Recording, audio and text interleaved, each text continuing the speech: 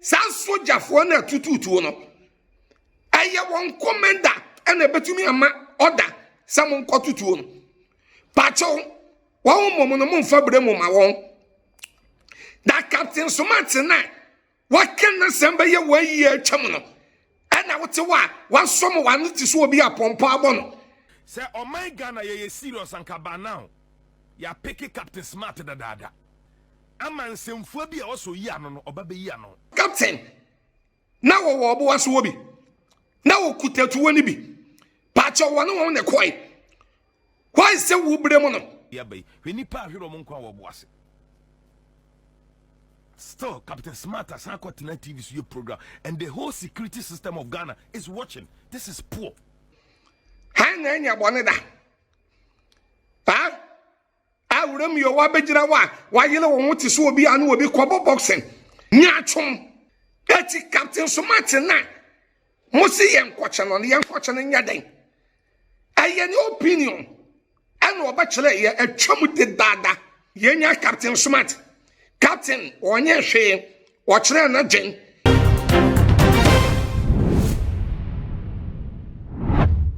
tu kwan afena nyame adomode me ba a osofu kum chacha menso me be kire madwen na da bia me kan sansam ba da sofu kum chacha be kire na dwen a that say enkwasiafo ni bibu ofu adan a obedi fani obi sabe obi a woni opinion etime so me opinion no na mentias yese Aisa mansen nyina bo Captain Smart asenuyam. Aisa mansen nyina bo na asenuyam. Sabi mo bo Captain Smart asenuyam no. Matumi ye gina mekasa yiso aka kye mo say. Nyansa ba kokora anim. Ade a yefure ni nyansa ba kokora anim. Hwa kromu wa ye wei. Ya wo bibi yefure ni freedom of speech. Eti Captain Smart wa bekena sem ye freedom of speech ana obekena sem no aye last year ton ana Captain Smart eba ya wo bekere na dwen fa issues bi a esi obo ase ho it's almost by 1 year that's ene ye sole ye na bibia kosi obo ase a eti yemfo brem nkoma Captain Smart ya wo bibia ya friend coincident ya wo bibia a ya friend coincident a asem bi ni asem bi hia hwa mame kansa mo nchro me matena balaseda matena bema camp Air Force battalion and matena Central Police Station by almost 5 years da mame kansa mo nchelo once etuo na atoto na kunkrofo no obia di brem e ma Captain Smart obia di brem e ma Captain Smart ana sojafo na eko wo no a won tu etuo no yemfa brem e ma sojafo no na ye di brem e ko ma Captain Smart. If you say, sojam any police mono, Samuko baby namuko operation. Sa operation na moko yeno. Sa o commander. Sa wo sojanino, ana police nino. Sa o commander.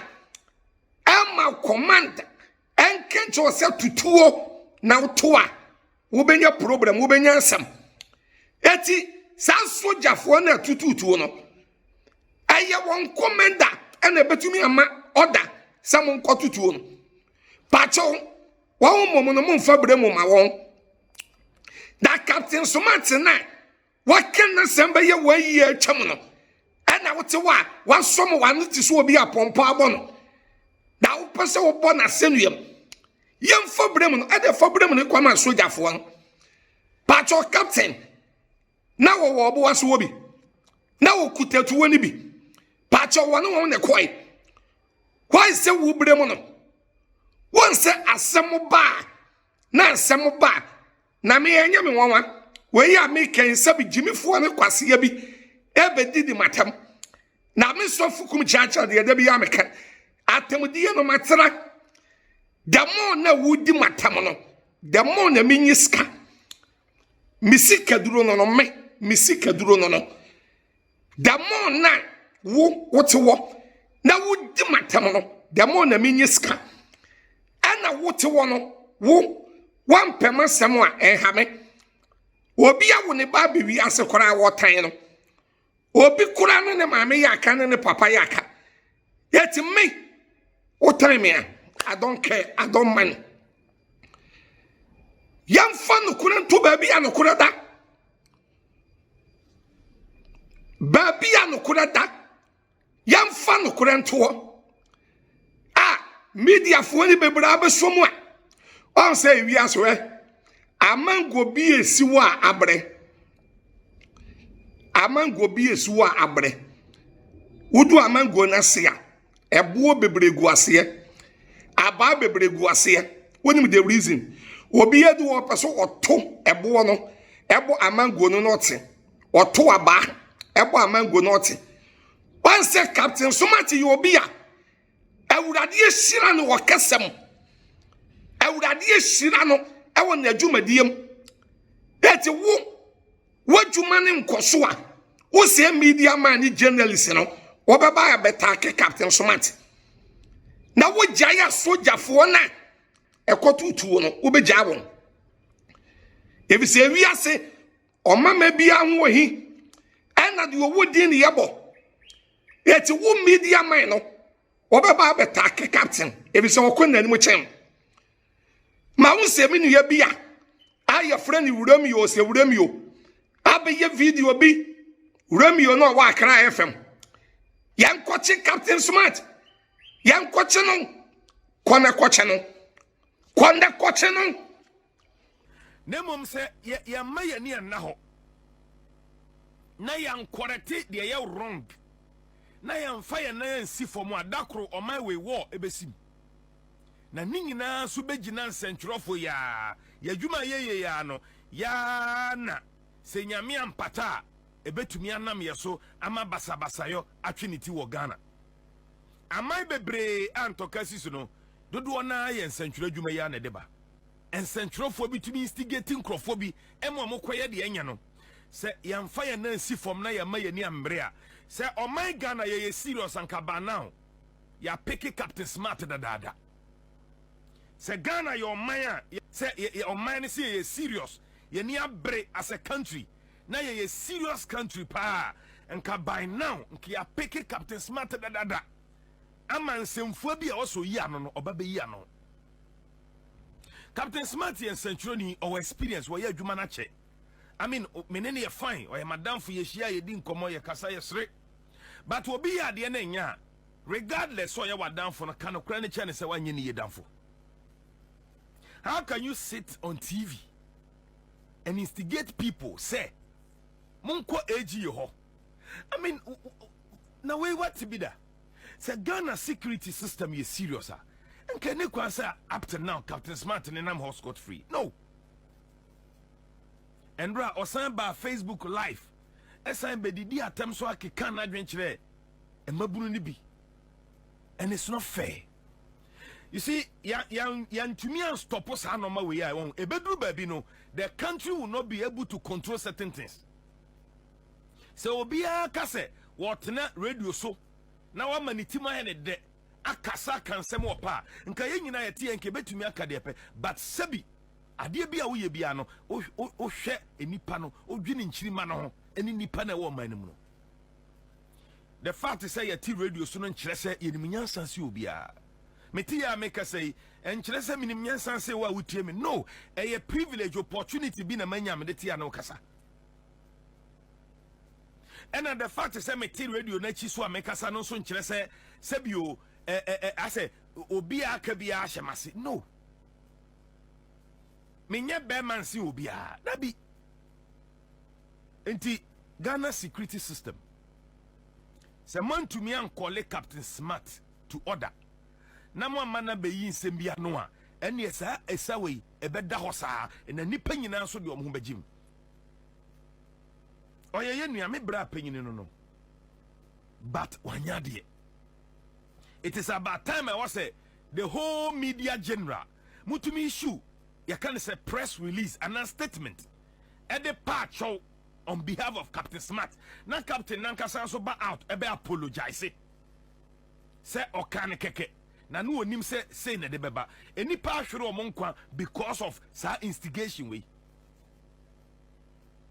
Because any pam pimpum netio who following bebre. Until the moment abeka say monye say no ombeye. Fane say sebi enipa no kra nim nyansa. Enti wona wonim nyansa na wanya kwan a oti radio so no de wo beka no wombeye because omu say wo no the fast say watumi anya radio so atana no mean say wadwene mu do. Enti de obeka bi omunim say ade papa enti wo kan ombeye enne say akofa we yabai. Enipa ahwero mo nkwa wo boase. Still, Captain Smart has not got tonight TV program, and the whole security system of Ghana is watching. This is poor. Say na mo pese e corner as a country there, and you be a baby.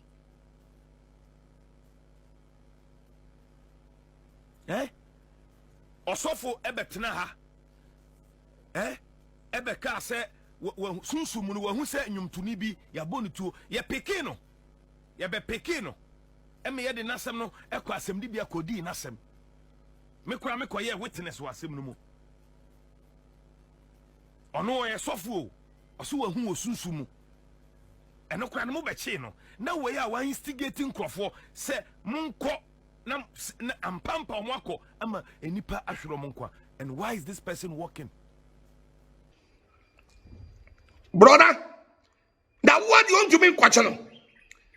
Say you were citizen arrest. Kwanda kochano. O say urem your way. We ye nyachum papa. We ye nyachum wo media ne so. One say man be kuya donko. Tabo we ye no. O be ma wrong information. Say urem your way be ma wrong information. E wo UTV. Eno di obi amechi wo. One say eno di obi amechi wo amekan ho asem. Wrong information and I would buy.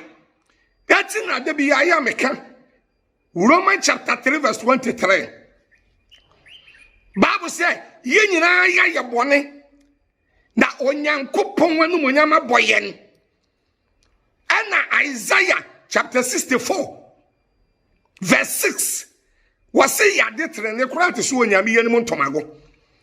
Ha na nya bone da. Ha?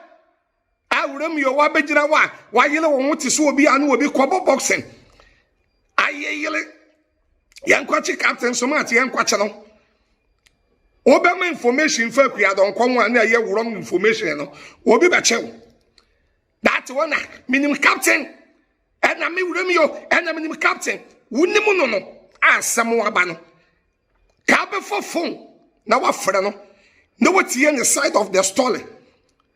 Na wachilo ka wo mejira wo trending wo hia trend sa media fo we no mo nyina ye no nyina mo dwuma am yo na mo sole a ena captain ena okọ office to office ena okọ ha no akwaji ska okọ a sa media fo ye am kase nyina so fukum chacha me se ye nyina me se mihia mo baabi bebre. Some media for be media for mumu bebre me mishiamu baby bebre one say mishiamu a one crofo office and a mishiamu a one penny for being chenya na mo nanti ya change na sisa because muji infra pona ya na mu di shem bottom kura mo fele one say mishiamu bebre but mo di ya de mo nkanya atwonfo nyachum eti Captain Smart na musi yenkwache no yenkwache no nyaden aye ni opinion ena obachele ye atwam de dada atwam eti sagana fo ewo brem aye bebrem obi ene charge aye ba charge obi ya ye charge ya soldier fo no ene commander na wono Emma said, Nenkola and a quine. Emma won't shoot to yano. Wɔn na ɛsesa Ghanafoɔ ɛka ho asɛm na munya Captain Somati ne adeɛ wɔba na abɛkyerɛ wadwen pɛ